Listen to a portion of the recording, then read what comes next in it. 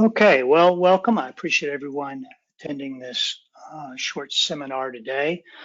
My title was Essence and Elegance, which turned out perhaps be not particularly attractive, but the idea is that carbon itself is the central element in activated carbon remediation. It's what makes it work. And so in order to understand how activated carbon is of value in that remediation, you have to actually understand the activated carbon itself. Next slide, please. So what is activated carbon? How does it work? How is it made? How do you install it? Its absorptive selectivity and biological considerations. This is our agenda. Next slide, please. What is activated carbon? Well, you take a carbon-rich substance, you heat it in an anoxic atmosphere, and you produce what is called char. The char is then treated by some additional method, be chemical, physical, etc., to develop interconnected holes. And that's the picture I'm showing you there in green. That's 100 microns. And the binding is part of it is actually those small little tiny bubbles you see. So it's deeper than you can actually see on that screen. Next slide, please. The initial material determines the absorptive characteristics. This is important. What you'll see when you go into the scientific literature and you start reading about activated carbon remediation, you'll see that the researchers continuously use coconut carbon. And one of the reasons they do that, if you go to Sigma Chemical and you order activated carbon, coconut carbon is what you get. But in the remediation industry, everyone uses carbon. Coal-based activated carbon. It's very different. So coconut is not the same as bituminous coal. It's not the same as ligand. It's not the same as wood. Each of them have their individual characteristics. They have their individual pore structures, their individual absorption kinetics. Next slide, please.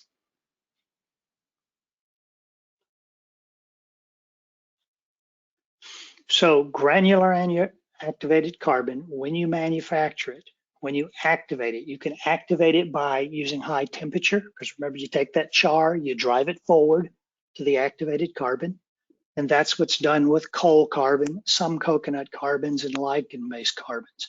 You can also do chemical activation, which would be either acids or bases. This is typical for wood carbons. And then there's a possible reagglomeration process where you grind the carbon and essentially put it back together, hence reagglomeration. Next slide.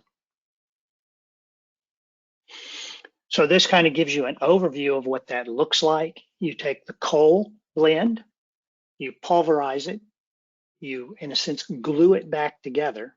Or if you were just using direct activation, you'd be using the coal directly. Then it's crushed, baked, screened, and that gives you the finished product. Why is the extra agglomeration process added? Next slide.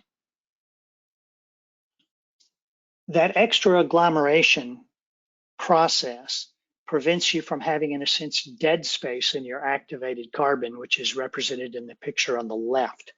On the right, as represented, the reagglomeration gives you a fuller activation, so less, more binding per gram of carbon. Next slide. So the basics of adsorption, AD, versus absorption. If you look on the right, you see absorption. The guy is eating the pie. He is taking the pie inside. This is like a sponge. Water is held in the pores of the sponge. Adsorption is when you stick to the surface. You can kind of think of it like fly paper. The flies are not taken into the paper, they just stick to the paper. Adsorption is intermolecular attractions, at least for activated carbon, our topic of the day, such that the smallest pores of the carbon are actually where those adsorption forces occur. So the molecules are held in place on the internal surface of activated carbon. That is what is unique about activated carbon. Next slide. So unique indeed that 5 grams of activated carbon will have the same internal surface area as a professional football field, including the enzymes. And if you think about that, of course, it's a very thin layer, but you can bind a lot to very little carbon. The range is 500 to 3,000 meters square per gram of carbon. Next slide. So let's look at this molecular structure. There's a million-fold range in different pore sizes across the carbon, though they break it into 3 categories, which we'll mention in a minute. But it goes from everything from visible cracks and crevices down to micron scale spaces. Only those 5-fold smallest range of pores actually bind.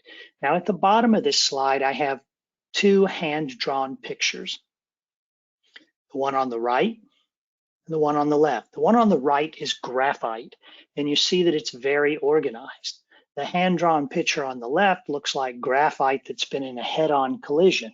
That's kind of what activated carbon looks like.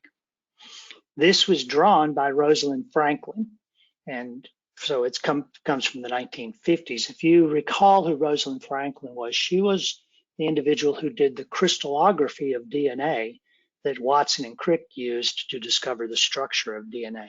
So her actual major topic was not the structure of DNA, but the structure of activated carbon, emphasizing the importance of activated carbon in the industrial process. Next slide, please. So in activated carbon, there's the skeletal structure of the carbon itself. Then there are large pores, which we call transport pores. And then about 40% of the carbon is at the actual absorptive surface where the molecule binds and is held. Next slide. This picture is published in Clue-In. It's an okay picture. It's a little bit deceptive in the sense it gives you the idea that your largest pores, the macropores greater than 50 nanometers in diameter, are actually all to the outside, and then you funnel into those middle range mesopores, and finally you funnel into the macropores. That's really not quite right, but it gives you a good image that's easy to keep up with. Next picture, please, or next slide. This is a little bit better picture of what activated carbon looks like.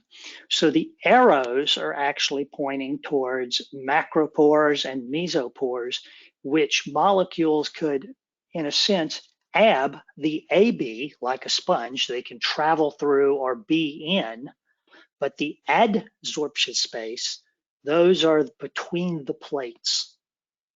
And that gives you a sense of how activated carbon is working. You have both the binding between the plates, and then you have the absorption through the larger pores and transport pores.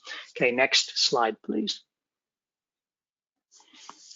The closer a molecule is to that graphite plate, that graphite-like plate, the higher its binding potential. Next slide. Such that the interaction of all of these binding plates grab the molecule and hold it. So you can see why it's really important, the exact kind of carbon you have, the exact manner in which it is activated, and even the grind of the carbon becomes important, because as you change those sheets and the relationship of those sheets to the transport pores, you change the molecular binding surface and how molecules access those binding surfaces. So actually, different carbons are better at binding different molecules. Next slide. There are various forms of activated carbon. There's granular and powdered, most of which everybody's familiar with, but they also have extruded, in which you make long tubes of solid carbon or balls of solid carbon. Those are sometimes used in sediment remediation. You have cloth, and you also have blocks. The whole blocks like that are oftentimes used in air. Next slide, please. So as far as remediation goes, most of us would be more familiar with the granular, the powdered, and colloidal. The ASTM standard for granular is from 180 to 101 micrometers. Powder goes from 100 to 110 micrometers. Our product for powdered averages about 24 micrometers. And then you have colloidal. There's no ASTM standard for colloidal. That doesn't mean there's anything wrong with it. It's just that it has such a limited use, they haven't built a standard for it yet. Next slide, please. The installation of a carbon product or any non-soluble product, and all carbons are non-soluble, even colloidal,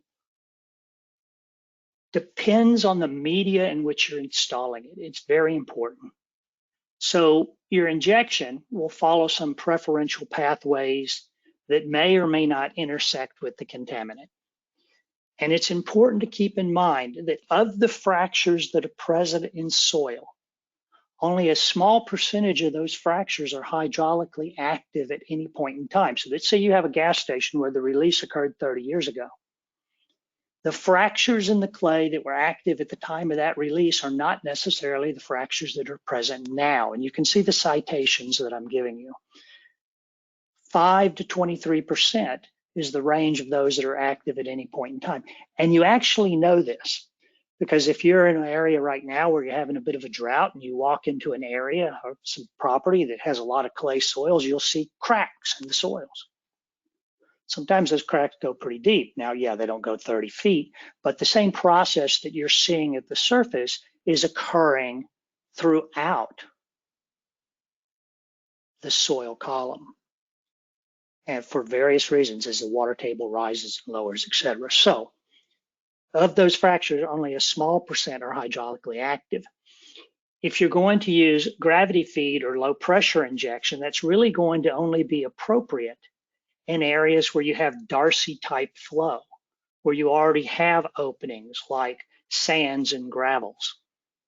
If you want to go into if you want to actually place a non-soluble particle into something that has a low effective porosity, such as clays or really tight fractures in bedrock, you're going to have to use high energy in placement. This is not just my view. Next slide. These are the citations that you can look up regarding these comments. Next slide, please. Okay, absorptive selectivity. Carbon will absorb some things better than others. So if you look on this chart at vinyl chloride, you're going to get about 28 milligrams of vinyl chloride absorbed per 100 grams of carbon. Where if you look at tetrachloroethene, you will get approximately 8 grams per 100 grams. Next slide. And in fact, there's kind of a systematic way of looking at this. If you have polyaromatics, they will bind better than monoaromatics. If you have multiple bonds, like double bonds, you will have better binding than single bonds. The same thing about branching. The more branched a molecule is, the better and tighter it will bind to activated carbon. And the group 7 molecules, you can also see that. Say for example, a carbon fluorine bond would be weaker than a carbon iodine bond. Next slide. There's also a balance in the binding.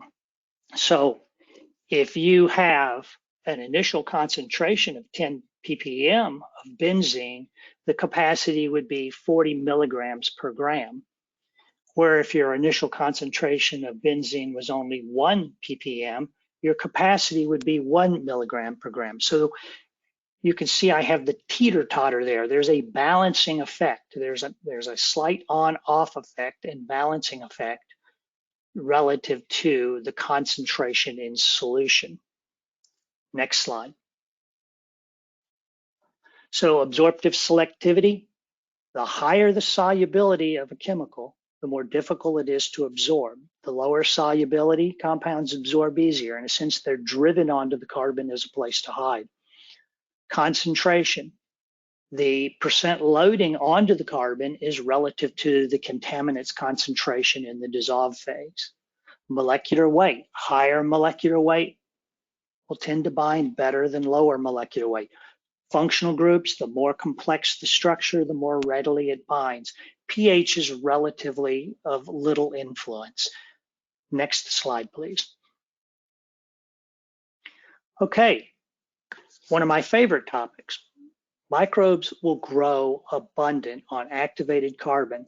They like, remember I said there's absorption, AB, the big openings, and there's adsorption, which we spent most of our time talking about, the various elements that influence those London dipole forces that determine how well something will bind to the activated carbon. But those larger fractures, those macropores and mesopores are also important. So if you look on the left-hand side picture, you will see microbes. I have one of them circled with a double red circle.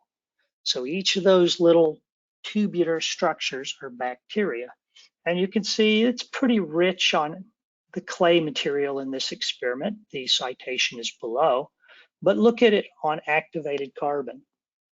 You'll see that the microbes are much richer on the activated carbon because it's a better source of nutrition. It's a better source for chemicals that have bound to it that the activated carbon can eat. It's a better source in a sense as a protective place, think of it like a coral reef. The fractures are places where the microbes can hide and multiply. Next slide. Here's another picture, different author. This is Bertha Gillerit, and this is a picture I aspire to. I haven't been able to pull this off yet, but I'm playing with it. This is a confocal microscope, and the green are bacteria. You'll notice that these are more round than pill-shaped. That is growing on activated carbon. The activated carbon had absorbed TCE, and these microbes are growing on that activated carbon, probably eating the TCE, et cetera. Beautiful picture. Next slide, please. Now, this is a regular light microscope, like many of you probably used in school, and this is 100x magnification. Michael, hit next slide, please. I think I'll get an arrow. Ooh, I did get an arrow. I appreciate that. That arrow is pointing towards a little open circle. That is a bacteria. So once you've identified that open circle, you realize that strings of bacteria fill the film on your left. And in fact, in some places, they are so thick you can't see through. That's one of the weaknesses of a microscope is they don't have good depth of field. So if you get one thing in focus, you lose something else. But nevertheless, on the left, you see all these chains of microbes. On the right, that's at a higher magnification, and you can see the microbes across the surface of the activated carbon, which is the black area. And in fact, Mike, oh, please hit again. Move it. There you go, another arrow. Notice that thickness there that has the kind of orange color. Those are microbes that have formed a biofilm across the surface of that activated carbon. And in fact, the whole surface is covered with biofilm. It's just not all in focus. Next slide, please. Now, this is cool. This is only about a 40x magnification. So the piece of activated carbon looks huge, and the bacteria look like a tree or like trees or bushes. But these are, trust me, bacteria that have grown from the activated carbon into the media. And the point of putting this picture together was to demonstrate that the activated carbon is a better growth surface than soil. The soil particles at this point in time, this picture was taken, produced nothing. But you can see the larger activated carbon has produced quite a bush of bacteria. The smaller pieces, some of them actually have growth on them, but they're not in focus. That's why you see the black spots. That's just a nature of microscope. Some of the much smaller black spots that would be a colloidal size, they tend to not grow much bacteria until everything else is just dominant. Now, what you will see is that if you have small colloidal sized pieces around the larger pieces, that the bacteria will actually reach out and grab them and incorporate them into their bushes. Now, there's a reason for that. It's odd as heck, but we'll talk about it. Next slide, please. So this is the same picture, and I've brought you in and focused in much closer. And so look around the picture and find some of the little round circles that are actually in focus so that you can see that this picture is actually chains of bacteria growing from the right side, that black part of the carbon. The black is the activated carbon. Very thick biofilm, and then branching out and going into the medium. Now, something I should have told you earlier, which I forgot, is that these pictures come from actual soil cores. These are not just core made up laboratory pictures. These came from actual soil cores collected around 30 feet from in this case, from a TCE site. And the carbon is the Cat 100 carbon, which would be the same as the Boss 100 carbon. There's just different additives. So it's a beautiful picture. I'm quite proud of it. So there are a lot of questions at this. Okay, yeah, I get it. You know, activated carbon, it's a really good base for microbial growth. Why is that? There are a few reasons. One that people never think about is you can shove all the electron acceptors and nitrogen and phosphorus and everything else you want to in the ground, and it'll have a limited effect for a limited period of time. Lots of reasons for that, but one core reason that is appropriate to these pictures is microbes need a place to grow. The subsurface is already inhabited, it's not empty, so it'll kind of bloom a little bit if you give it extra nutrients. But what you really need is a place for them to grow and live, just like a coral reef. You know, you sink a battleship so that hopefully you can grow some coral on it. Well, essentially, we're sinking carbon so we can essentially grow some coral on it. And as the microbes grow and interact with one another, they fundamentally change their characteristic. In some sense, you could think of them as acting as if they're multicellular, and that they will start having specialized cells. Now, one particular kind of specialized cell I'll talk about in closing this are geobacter, or bacteria that are capable of exchanging electrons with one another. See, it used to be, next slide, please, people viewed microbes as being these hard-working, you know, little creatures that in order to trade electrons from one microbe to another, they had to make an intermediate chemical, say acetate. So the little guy and the purple guy on the left would make acetate, and he'd pass it down the assembly line to the little blue guy who would pull an electron off of it. But now we know, next slide, it's cute, I think, anyway, that if you provide microbes with activated carbon, which is a conductor, and some other elements which are part of both the Cat 100 and the Boss 200 plus, that the microbes will actually exchange electrons directly. And the reason that's important is because now you don't have the metabolic burden of making the intermediate chemicals. Another aspect of it, which we won't go into on this, maybe another presentation on another day, is you can go into what's called metabolic overdrive, in which you have aerobic microbes living in an anaerobic atmosphere and thriving. Now that'll give you something to think about, but most of you guys have Google, so you can just type in metabolic overdrive and you'll see that what I'm saying is well known and well understood, has been understood since the 50s. It's just not well understood in our field. So what have we talked about? We've talked about how activated carbon, it's important what the source of that activated carbon is, whether it's wood or carbon. We've talked about how the activation of that activated carbon is important, whether you do an acid or thermal. We've talked about agglomeration, that if you crush it first, you will get a better activation. We talked about how binding actually occurs, that you have some absorption through the macropores and mesopores, but at the micropore level, you have adsorption, which are caused by van der Waals or London-London dipole forces. What molecules bind best? The molecules that bind best are essentially those that are most complex.